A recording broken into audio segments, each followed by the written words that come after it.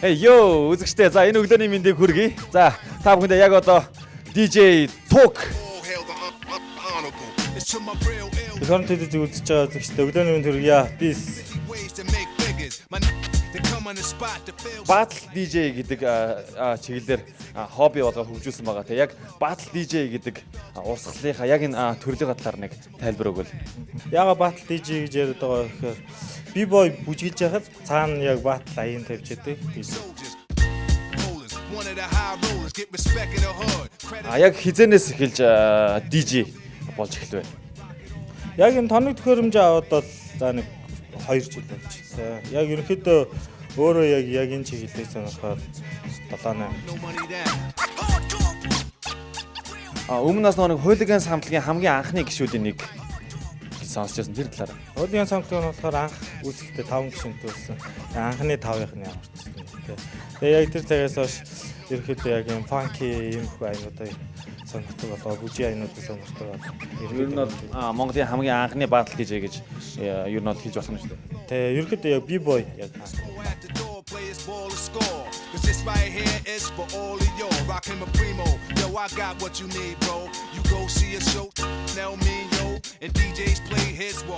B-boy яг B-boy-ийн халт тулааны үед манай DJ Talk маань DJ ай тавьж өгнө гэсэн үг байна. Өмнө яг нэг B-boy бүжиглдэг байсан шүү дээ, тий. Яг B-boy бүжиглдэг хүмүүс яг ингээд DJ гэдэг хэрэг илүү бас нэг мэдрэмжтэй явах бах, тий. Одоо юу гэдэг бүжиглдэггүй байсан хүмүүсээс илүү ч гэх юм уу.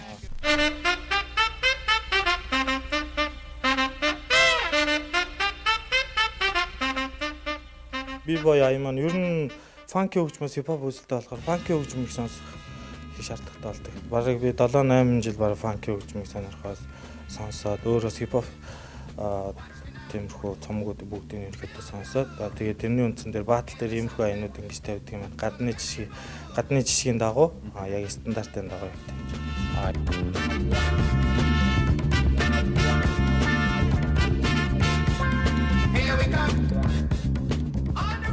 Яг Монголд бол яг Battle-ийн аянууд бол яг стандартын дагуу тавигдаж эхэлж байна гэж ойлгож байна тийм. Тэгж байна. Яг дэлхийн хэмжээнд.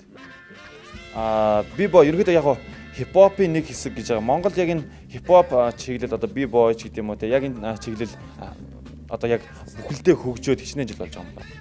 Монголд бол яг миний мэдхээр бол урд нь бол ерөнхийдөө үүссэн байсан. 2002 онд ер нь яг B-boy-ын талаар 2002 онд бол яг тэмцээнүүд зохиогддог байсан. DJ өвч зохиогддог байсан тий.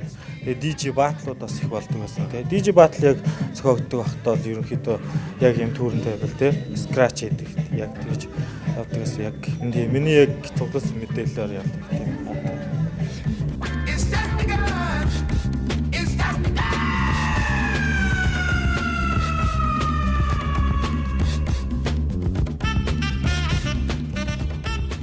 Яа тэгэхээр одоо нэг барны DJ байгаа шүү дээ тий. Одоо барны DJ-г яаж сайн муухай сонсож байж магадгүй тий. Одоо нэг электро DJ ч юм уу тий. Одоо яг электро хөгжим сонирхдаг хүмүүсээс илүү хип-хоп DJ тэр дундаа Battle DJ тэднээс юугаараа ялгарх вэ? Юу Battle DJ яг юугаар ялгах шээ гэхээр жишээлбэл одоо яг B-boy Battle-аар болохоор яг дээр үеийн аянуудыг одоо яг энэ нисэг одоо надад таалагдж энэ ч хүмүүс энэ яг энэ битэн дээр хүмүүсээ бүжиглэх боломжтой гэсэн яг хэсгүүдээ ингээд катлаад авчихдаг байна. Тэгээ яг тэр хэсгээ давтамжтай зуралттай хийгээ юм. Ерөнхийдөө бол нэлээд завгүй л Battle энэ шүү дээ. Тэгээд барны DJ-нд бол тэр бол тэгээд байж л байх хэрэгтэй. Нуусчод ерөнхийдөө баарнд гарч ив. Нэг ганц 2 удаа л өөр чи ирүү одоо ингээд мадер ирээд юу ага сетэ тавиач гэх юм бол яг тавих боломжтой болов. Тийм. Ерөнхийдөө яг миний чиглэлийг сонирхож байгаа фанки хөгжим сонсдог, хип-хоп хөгжим сонсдог, old school хип-хопуудыг сонсдог. Тиймэрхүү залуучууд бол тэгээд шууд ажилтдаг байна. Хэрвээ та бүхэн DJ Talk-ийн яг сетүүдийг сонсох хүсэх юм бол мэдээж бас Instagram, Facebook хуудсыг дагах юм бол бас Talk Queen гэдэг Facebook байгаа. Instagram дээр Talk Extreme гэдэг бас байгаа. Ерөнхийдөө Instagram дээр их ерөнхийдөө. За үзэгчдээ тэгэхээр Эх орон телевиз эх орны өглөө хөтөлбөрийн энэ удаагийн дугаараар би та бүхэнд хобби болондоо буюу дуртай зүйлээ хийж байгаа, тэрийг хөгжиж байгаа залуусыг оруулдаг. Энэ удаагийн дугаарт маань B-boy хипхоп DJ Talk маань оролцлоо. За үргэлжлүүлээ мэдээж DJ Talk-ийн сетер мэдээж энэхүү болонгаа өндөрлөө. Та бүхэн хипхоп хэмнэлийг хамтдаа мэдэрцгээе. Та бүхэн хөтлөгч гүн бадрах байла. Эх орны өглөө хөтөлбөр үргэлжилж байна. Тэгтээ энэхүү сетер үргэлжилж байна. Манай хөтөлбөртэй хамтаагаарай.